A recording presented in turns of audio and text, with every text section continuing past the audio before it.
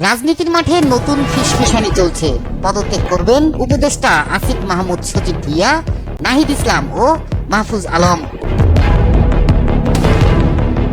ক্ষমতার পালাবদলের পর দেশের রাজনীতিতে নতুন মেরুকরণ দেখা যাচ্ছে। বৈষম্য বিরোধী ছাত্র আন্দোলনের নেতারা রাজনীতির মাঠে নতুন ফিসফিসানি চলছে।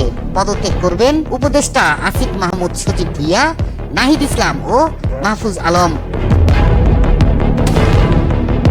ক্ষমতার পালাবদলের পর দেশের রাজনীতিতে নতুন মেরুকরণ দেখা যাচ্ছে। বৈষম্য বিরোধী ছাত্র আন্দোলনের নেতারা নতুন রাজনৈতিক দল গঠনের প্রস্তুতি নিচ্ছেন, যা ফেব্রুয়ারিতেই ঘোষণা করা হতে পারে। শোনা যাচ্ছে নতুন দলের নেতৃত্বে থাকতে পারেন আন্দোলনের অন্যতম সমন্বয়ক ও অন্তর্বর্তীকালীন সরকারের তথ্য ও সম্প্রচার উপদেষ্টা মোহাম্মদ নাহিদ ইসলাম। এখন প্রশ্ন উঠেছে, নাহিদ ইসলাম কি উপদেষ্টার পদ ছেড়ে নতুন রাজনৈতিক দলের দায়িত্ব নিচ্ছেন? অন্য দুই উপদেষ্টা আসিফ মাহফুজই বা কি করবেন? উপদেষ্টাদের কেউ রাজনীতি করলে সরকার থেকে বের হয়ে করবেন, এমন কথা বলেছেন যুব ও ক্রীড়া মন্ত্রণালয়ের উপদেষ্টা আসিফ মাহমুদ। এদিকে জাতীয় নাগরিক কমিটির আহ্বায়ক নাসির উদ্দিন পাটোয়ারি জানিয়েছেন, দলের নাম ও কারা নেতৃত্বে আসবেন তা নিয়ে আলোচনা হচ্ছে। ছাত্র উপদেষ্টাদের কেউ যদি উপদেষ্টার পদ ছেড়ে রাজনৈতিক দলের দায়িত্বে আসতে চান, তাদের স্বাগত জানানো হবে।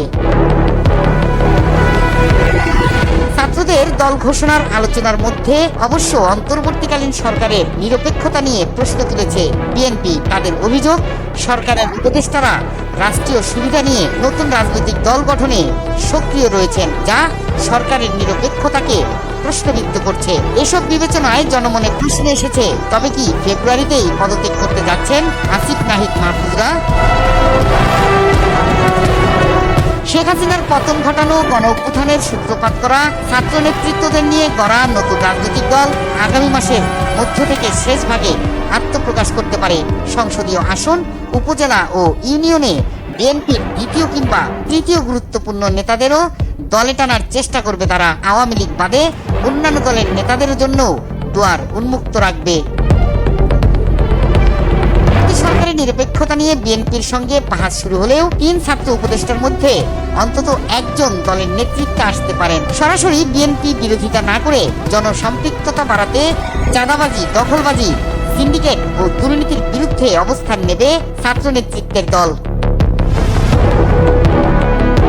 সম্প্রতি বিএনপি মহাসচিব মির্জা ফখরুল ইসলাম আলমগীর এক সাক্ষাৎকারে বলেছেন, ছাত্রদের সরকারের সহযোগিতা নিয়ে দল গঠন কিংবা কিংস পার্টি হওয়া উচিত হবে না। উপদেষ্টারা ছাত্রদের দলে থাকলে অন্তর্বর্তী সরকার নিরপেক্ষতা হারাবে। সেক্ষেত্রে নতুন তত্ত্বাবধায়ক সরকারের অধীনে নির্বাচন প্রয়োজন হবে।